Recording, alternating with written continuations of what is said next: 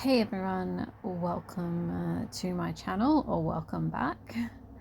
So I just wanted to give a little bit of a quick life update on a couple of things, but I also wanted to show this, which is my grandfather's ceremonial or dress Freemasonry sword.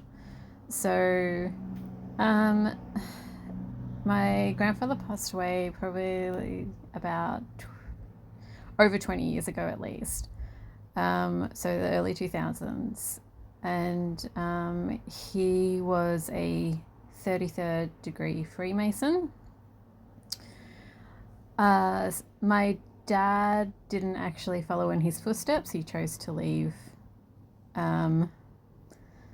that but my grandfather still did it up until like his death. And I did recently receive his sword in December last year. This is incredibly special to me for some obvious reasons. Obviously, it's a family heirloom now, after my own father passed away a few years ago.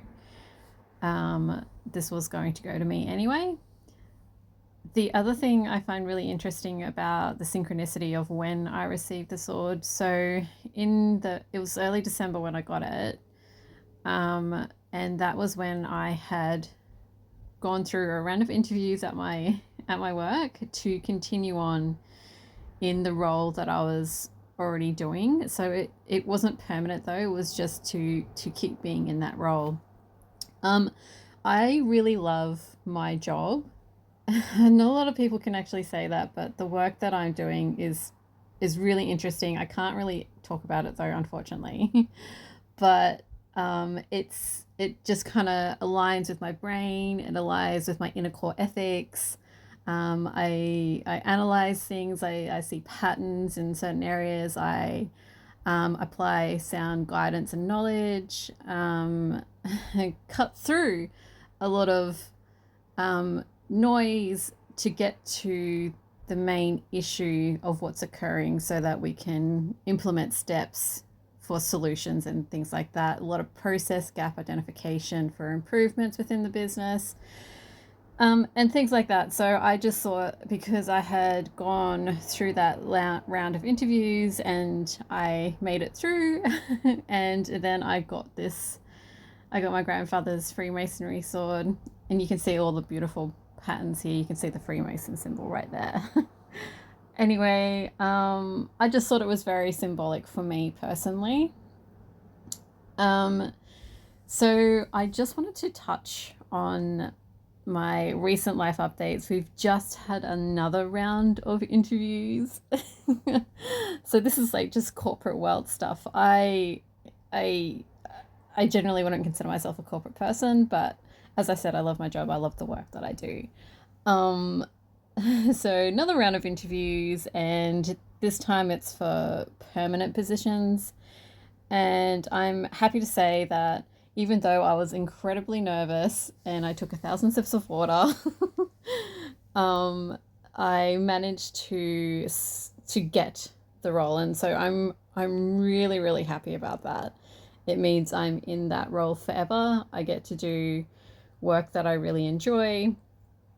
I work in a very niche area of the business that I work for. And I just found out recently as well, I'm going to get access to a data warehousing storage, cloud storage system, and get some training on that, which will be really interesting again for my brain, because it's like SQL coding and learning. Yeah, so that's kind of been a pretty happy update for me personally. It's definitely calmed me down even more than what I already am. The other thing I wanted to mention as well is, because now I've kind of got like that career stability in place, and my teenager has gone off to university.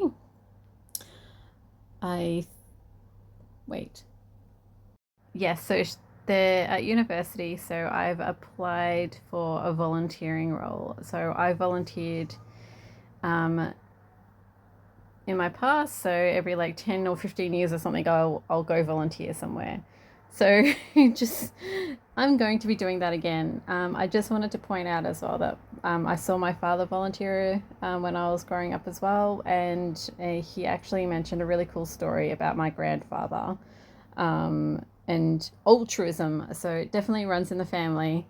Anyway, I've got to go, but thank you so much for watching and listening, and I hope you've enjoyed this. Enjoy the rest of your day or your evening wherever you are, and please consider liking and subscribing if you enjoyed this. Thanks, bye.